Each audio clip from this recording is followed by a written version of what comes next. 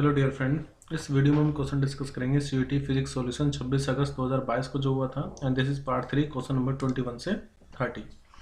Question number 21 है in Young's slit experiment third maxima is obtained at a distance of d1 from the central bright fringe when wavelength हम use कर रहे हैं lambda 1 and at a distance d2 when light of wavelength lambda 2 is used. तो आपको बताना है कि d1 ratio d2 कितना होगा।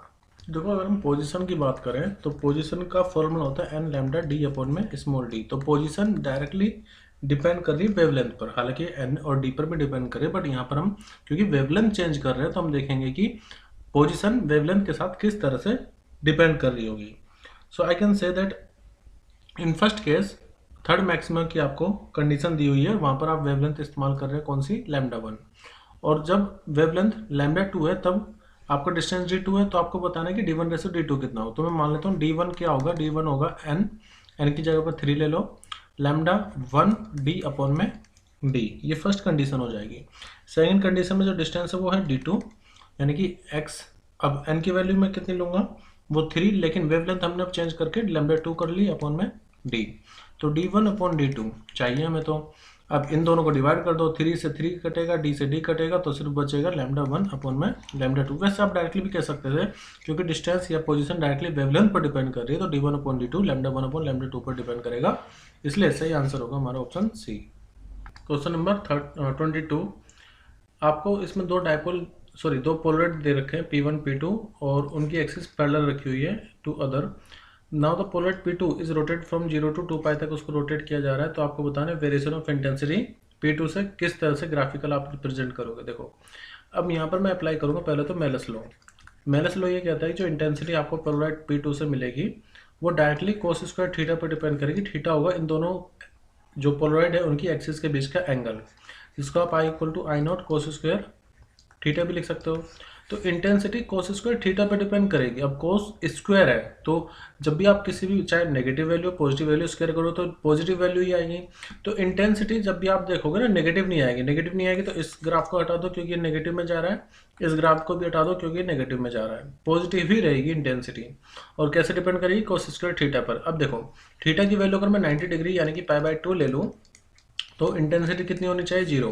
यानी कि जब एंगल π/2 होगा इंटेंसिटी कितनी होगी, 0। तो अब आप यहाँ पर देखो, यहाँ पर एंगल π/2 तो इंटेंसिटी 0 तो नहीं है, ये आंसर हो गया गलत। और यहाँ पर π/2 पर इंटेंसिटी 0 है तो ये हो गया सही। बाकी भी आप फैक्टर देखोगे, जब इनिशियल एंगल 0 डिग्री होगा तो इंटेंसिटी आई नॉट होगी, यानी कि ऊपर से शुरू हो जाएगा। तो इसलिए ऑप्शन ए हमारा सही रहेगा। क्वेश्चन नंबर 23 है the Brewster angle for the air to water transition कितना होगा। देखो, ब्रिस्टर एंगल क्या होता है पहले मैं आपको वो बता देता हूँ।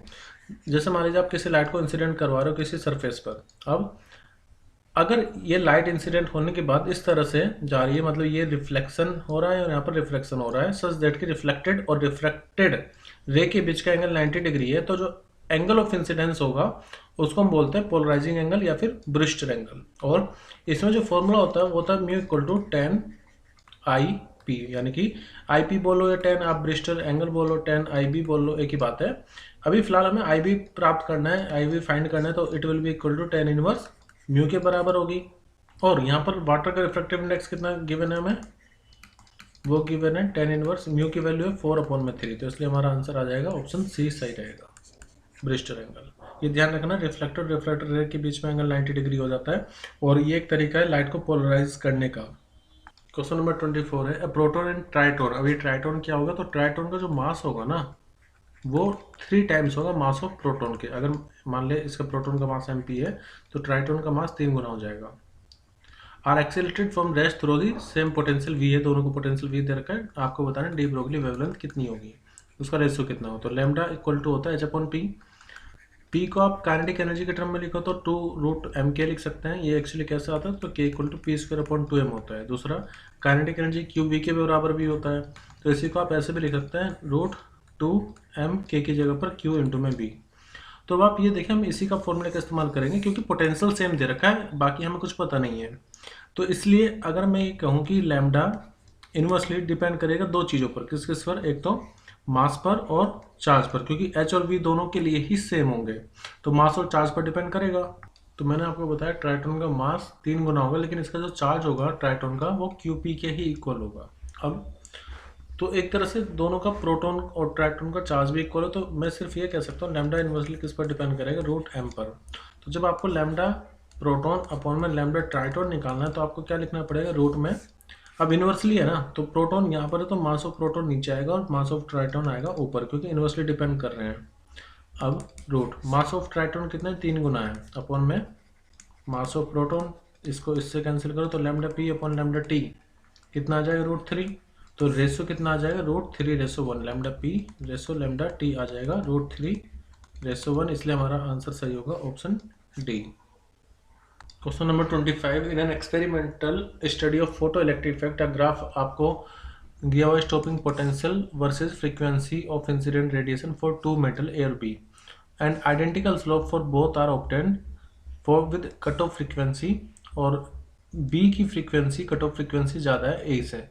पहले मैं आपको इसका कंसेप्ट सिखा देता हूँ। देखो जैसे आप मेटल पर किसी फोटोन को इंसिडेंट करवाओगे, तो अगर इस फोटोन की एनर्जी मेटल के थ्रेशोल्ड एनर्जी से ज़्यादा है तो इलेक्ट्रॉन बाहर भी निकलेगा और उसकी कुछ काइनेटिक एनर्जी भी होगी। जो इलेक्ट्रॉन बाहर निकलेगा उसको हम बोलते हैं फोटो इलेक्ट्रॉन्स। अब देखो कंजर्वेशन ऑफ एनर्जी के अकॉर्डिंग जो आप एनर्जी दे रहे हो इंसिडेंट फोटोन को, या इंसिडेंट फोटोन की जो एनर्जी है वो 2 जगह यूज होगी, एक तो वर्क फंक्शन में, दूसरा कुछ काइनेटिक एनर्जी में।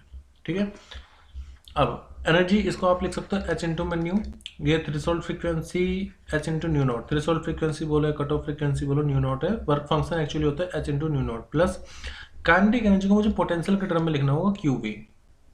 अब मुझे एक ग्राफ प्लॉट करना है किस किस के टर्म में, पोटेंशियल और फ्रीक्वेंसी के टर्म में, पोटेंशियल और फ्रीक्वेंसी के टर्म में, ये फ्रीक्वेंसी ये पोटेंशियल। ठीक है, तो मैं वाई एक्सिस पर ले रहा हूँ पोटेंशियल, एक्स एक्सिस पर ले रहा हूँ मैं फ्रीक्वेंसी। तो मैं इस इक्वेशन को स्ट्रेट लाइन की इक्वेशन से कंपेयर करूंगा जो कि होते हैं y equal to M X plus C. अब ये कैसे किया जाए, तो देखो एक काम करते हैं, क्यू वी को एक तरफ रखो, बाकी इसको लिख लो H nu minus H into में थ्रेशोल्ड फ्रीक्वेंसी, या पोटेंशियल कितना हो जाए एच अपॉन में क्यू को आप ई लिख सकते हो, ई न्यू माइनस एच अपॉन में ई इंटू में न्यू नोट। अब इसको जनरल इक्वेशन से कंपेयर करो, तो v हमने y एक्सिस पर क्या प्लॉट करा पोटेंशियल, x एक्सिस पर क्या प्लॉट किया फ्रीक्वेंसी, तो जो स्लोप होगा वो क्या हो जाएगा m h अपॉन ई, तो h अपॉन ई क्या हो गया स्लोप हो गया। ठीक है, दूसरा जो इंटरसेप्ट होगा y एक्सिस पर, एक्चुअली जो ग्राफ बनता है ना इसका इस तरह से बनता है ऐसे, तो जहाँ पर कट करता है वो पर्टिकुलर फ्रीक्वेंसी होती है थ्रेशोल्ड फ्रीक्वेंसी या कट ऑफ फ्रीक्वेंसी। ये पर्टिकुलर जो पॉइंट होता है एक्चुअली ये पोटेंशियल है v, और यहाँ पर जहाँ पर ये कट करता है ये होता है डब्ल्यू नॉट अपॉन में ई, और स्लोप कितना है एच अपॉन ई। दूसरा आप ये देखो एच प्लैंक कांस्टेंट है और ई चार्ज है इलेक्ट्रॉन पर या प्रोटॉन पर। अब एच अपॉन ई कोई भी मेटल ले लो सेम रहेगा क्योंकि एच और ई दोनों कांस्टेंट है। सो हम ये कह सकते हैं कि जो स्लोप होगी slope will be same for every metal, same for every metal. ध्यान रखना सेम जो स्लोप होगी वो एच अपॉन ई के बराबर है और वो हर एक मेटल के लिए सेम होगी। लेकिन अगर मान लो किसी मेटल की थ्रेशोल्ड फ्रीक्वेंसी ज़्यादा है तो इंटरसेप्ट थोड़ा आगे की तरफ करेगी, मतलब यहाँ पर एक्स एक्सिस पर जो इंटरसेप्ट करेगी यहाँ पर कर लेगी।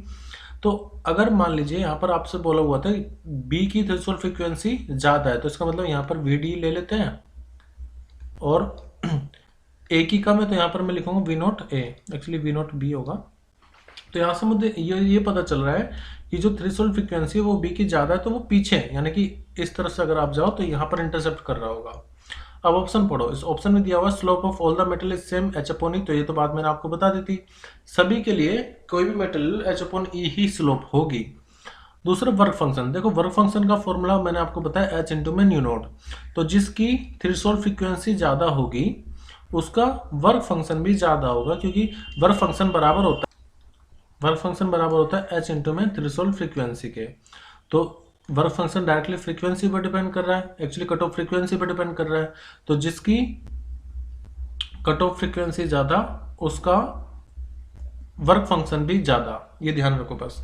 तो मैं कह सकता हूँ वर्क फंक्शन बी का ज़्यादा होगा वर्क फंक्शन ऑफ ए से। अच्छा इसको डब्ल्यू से कह लो या फाइव से कह लो, बात एक ही है, उसमें कन्फ्यूज मत होना।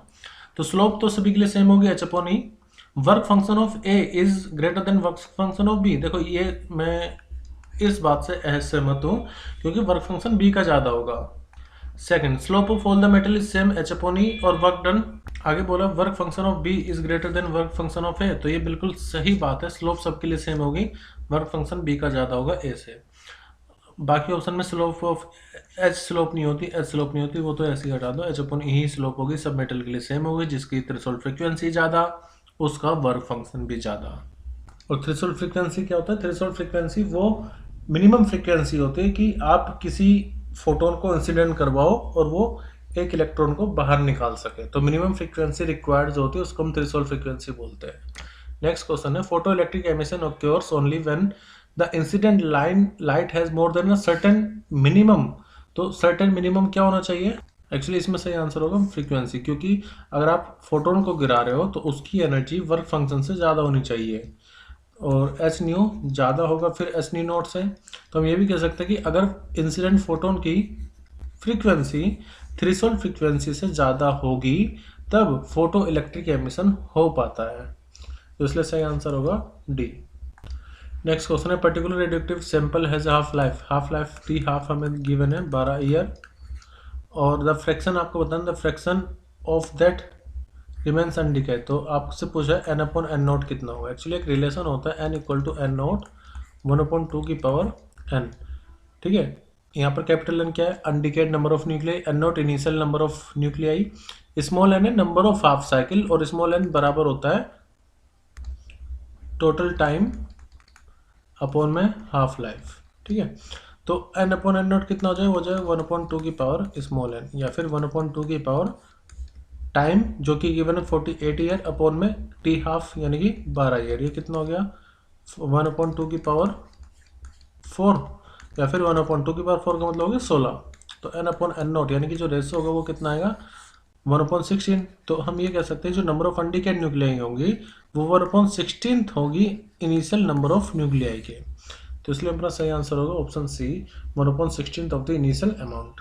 क्वेश्चन नंबर 28 है, इसमें से करेक्ट स्टेटमेंट आपको चूज करनी है। पहली स्टेटमेंट है radius of nucleus of mass number depends on R की क्यूब। देखो ऐसा नहीं होता है, जो रेडियस होता है ना वो आर डिपेंड करता है ए की पावर 1/3 पर, जब जाकर के R equal to R naught A की पावर 1/3 हम लिख सकते हैं, तो ये तो गलत हो गया। हाँ सेकंड स्टेटमेंट सही, क्योंकि यहाँ पर बोला जा रहा है कि आर ए की पावर 1/3 पर डिपेंड करता है।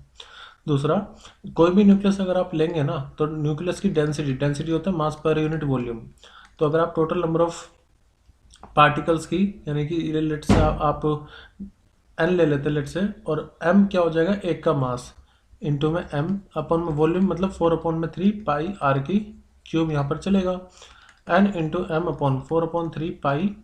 अब आर की वैल्यू क्या होगी? आर की वो आप लिख सकते हैं आर नॉट ए की पावर 1/3, ठीक है।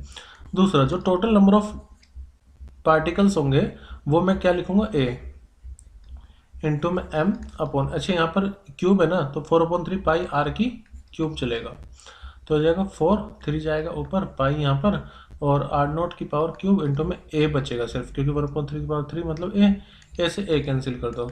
तो आप ये देखेंगे जो डेंसिटी है वो ए पर डिपेंड ही नहीं कर रही होगी। तो कोई भी न्यूक्लियस आप ले लो, चाहे उसकी ए की वैल्यू 1 हो या ए की वैल्यू 62 हो, कुछ भी हो, ए की वैल्यू फर्क नहीं पड़ता, डेंसिटी सेम रहेगी सभी न्यूक्लियाई की।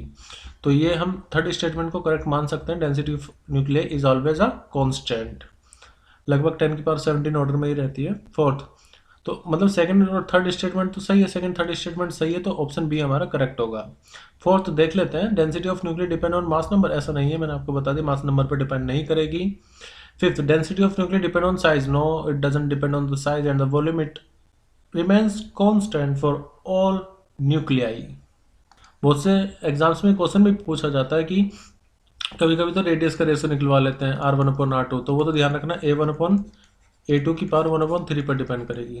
लेकिन जब वो डेंसिटी का रेशियो निकलवाए किसी भी न्यूक्लियाई के लिए, वो ध्यान रखना डेंसिटी का रेशियो हमेशा 1:1 आएगा।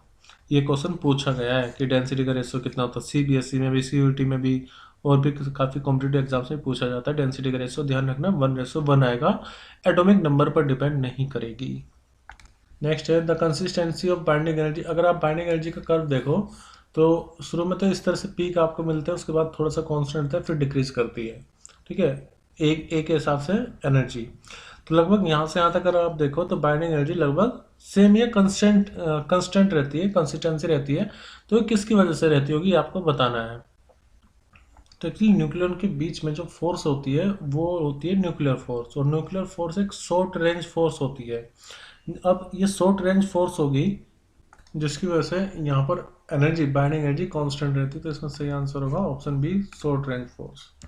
क्वेश्चन नंबर 30 है, for a dynamically stable orbit in a hydrogen atom according to Rutherford atomic model the relation between the orbital radius and the electron velocity, E और वी के बीच में क्या रिलेशन होगा वो आपको बताना है। देखो अगर हम बात करें बोर ऑर्बिटल की, तो इसमें जो एंगुलर मोमेंटम होता है वो NH/2π के इक्वल होता है हमेशा, ठीक है, और उसका वैल्यू होती है mvr, मतलब अगर फॉर्मूला देखा r×p, p को आप vr लिख सकते हैं, 90 डिग्री एंगल होता है v और r के बीच में, तो NH/2π की वैल्यू किसके बराबर आ गई, mvr के। दूसरा, जब इलेक्ट्रॉन रिवॉल्व कर रहा होगा इसके सराउंडिंग में, तो इस पर एक लगेगी सेंट्रीपिटल फोर्स, किस पर, इलेक्ट्रॉन पर, तो यहाँ पर मास ऑफ इलेक्ट्रॉन इंटू में v²/r, ये सेंट्रीपिटल फोर्स का फॉर्मूला होता है। And it will be balanced by the force या Coulombian force between the nucleus, not say I can't say nucleus, the Coulombian force between the protons in the nucleus and the electrons. So I can write K Q1 Q2 upon, ये formula होता है Coulombian force का, K Q1 Q2 upon में R का square. तो मान लो तो इसमें Z इसका नंबर है, तो Z इंटू में E, और इलेक्ट्रॉन का चार्ज कितना, E अपॉन में R का स्क्वायर, ठीक है, ये फोर्स का फॉर्मूला होता है। हमें ना आर और वी के बीच में रिलेशन चाहिए, तो वो इन दोनों ही फॉर्मूले से आराम से आ जाएगा। अब ये हो गया एम v² अपॉन में आर के जेड ई का स्क्वायर अपॉन में आर का स्क्वायर, एक आर से एक आर कैंसिल कर देते हैं, तो आर इक्वल टू कितना आ जाएगा, यहाँ पर देखो ये मैंने कैंसिल करके आर को इधर ले जाओ, के जेड ई का स्क्वायर अपॉन में एम वी का स्क्वायर, के को हम क्या लिख सकते हैं, 1/4πε0, 1/4πε0 जेड ई का स्क्वायर अपॉन में एम वी का स्क्वायर।